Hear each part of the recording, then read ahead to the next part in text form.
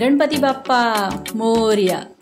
अगदी काहीच दिवस शिल्लक राहिले बाप्पाच्या आगमनासाठी, म्हणून म्हटलं मोदकाची रेसिपी शेअर करूया. ही रेसिपी जरी माझी असली तरी आपल्याला दाखवणार आहे माझी मुलगी सावरी. त्यासाठी इथे 1 कप काजू आहे, 1 कपपेक्षा कमी थंड दुधामध्ये भिजत घालायचे, जेणेकरून ते दुधात छान मऊ होतील. त्यानंतर 200 ग्रॅम पनीर हे गरम पाण्यात एकदा स्वच्छ धुवून घेतलेलं आहे. 1 कप साखरेची पिठी साखर बनवून घेतली आहे, ती आता मिक्सरच्या भांड्यात घालायची.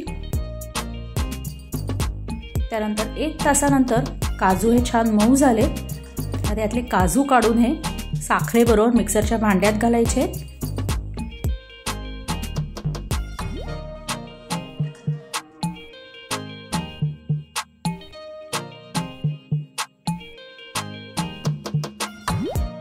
थोडंसं त्याच्यात दूध देखील घालायचं आहे.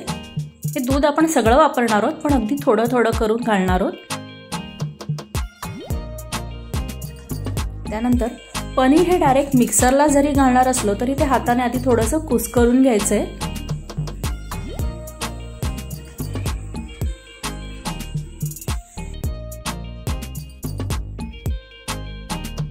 आता हे पनीर मिक्सरच्या भांड्यात घालायचंय.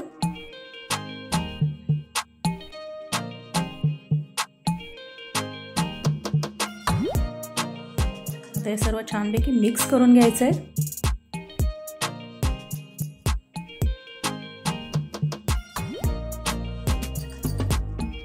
मिक्स करून झाल्यावर वरतून थोडंसं पुन्हा दूध घालायचंय.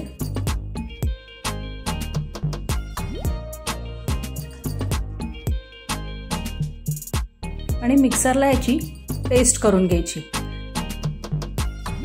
एकदा फिरवून घ्यायचंय. एकदा फिरवून झाल्यावरती जे उरलेलं दूध आहे ते पूर्ण घालून पुन्हा एकदा छानपैकी पेस्ट बनवून घ्यायची.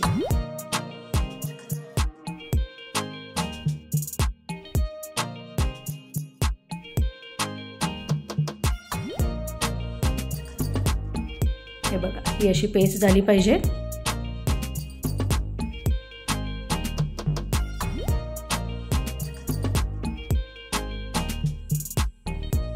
त्यानंतर इथे कढई गरम करत ठेवले. कढई अगदी मंद आचेवर ठेवायचे आणि त्यात 2 मोठे चमचे साजूक तूप घालायचे.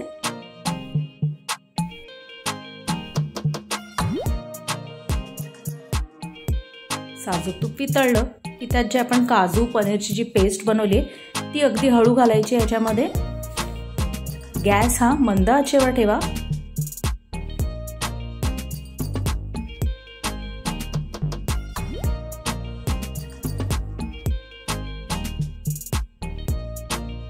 आणि आता हे सर्व साजूक तुपात छानपैकी परतून घ्या. एक साधारण 15 ते 20 मिनिटं आपल्याला ही मंद आचेवरती परतून घ्यायची आहे. सतत चमचा हलवत राहायचा या मिश्रणामध्ये, नाहीतर ते खालती लागलं तर आपल्या मोदकाला चांगली चव नाही येणार.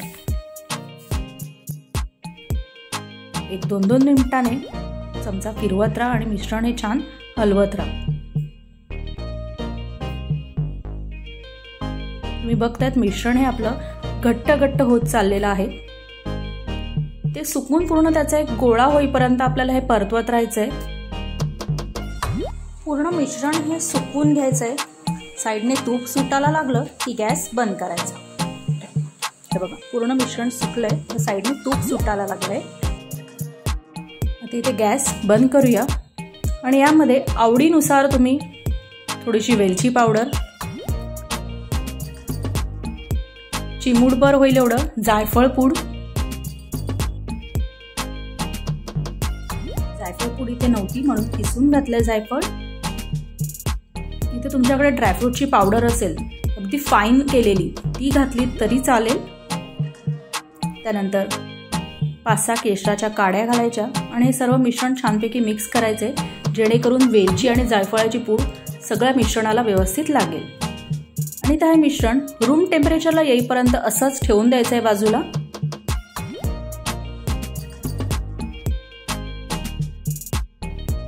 इथे 2 रंगाचे लाडू बनवणारे यासाठी केशरी रंग वापरलाय आणि या मिश्रणाचे 2 भाग करून एका भागामध्ये केशरी रंग घालणारे तुम्हाला जर हाच कलर कंटिन्यू ठेवायचा असेल तरी चालेल, पण बाप्पासाठी बनवतोय म्हणून अर्धे लाडू हे केशरी रंगाचे बनवणार आहे। आता हा केशरी रंग घालून हे मिश्रण छानपैकी मिक्स करून घ्यायचंय।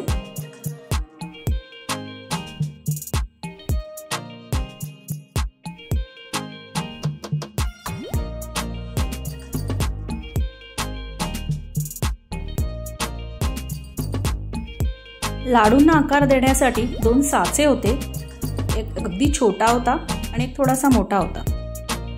इथे छोट्या साच्याचा वापर करणार आहे। साच्यांना काहीही न लावता स्वच्छ धुवून पुसून घ्यायचे आहेत फक्त, आणि त्याच्यामध्ये हे मिश्रण पूर्णपणे गच्च असं भरून घ्यायचं आहे, जेणेकरून लाडू हे छान भरीव होतील। हे अशा प्रकारे एक एक करून त्याच्यात मिश्रण ठेवायचं।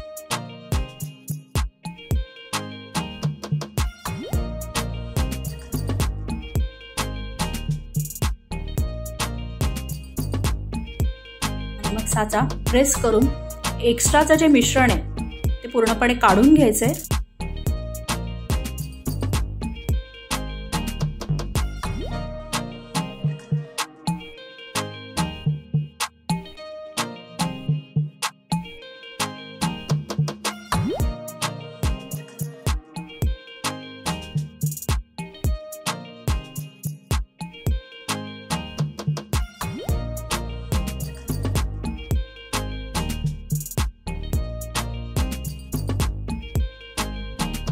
त्याच प्रकारे आपण जो दुसरा रंग घालून म्हणजे केशरी रंग घालून जे मिश्रण ठेवलं होतं त्याचे देखील असेच लाडू बनवून घ्यायचे आहेत।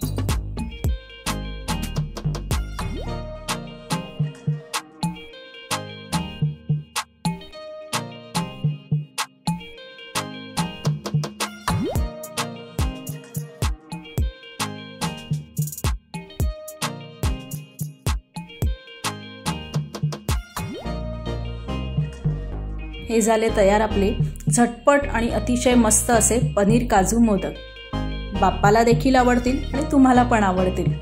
तर कशी वाटली रेसिपी नक्की कळवा। व्हिडिओ लाईक करा, शेअर करा। चॅनल सबस्क्राईब केलं नसेल तर चॅनल सबस्क्राईब करा। गणपती बाप्पा मोरया।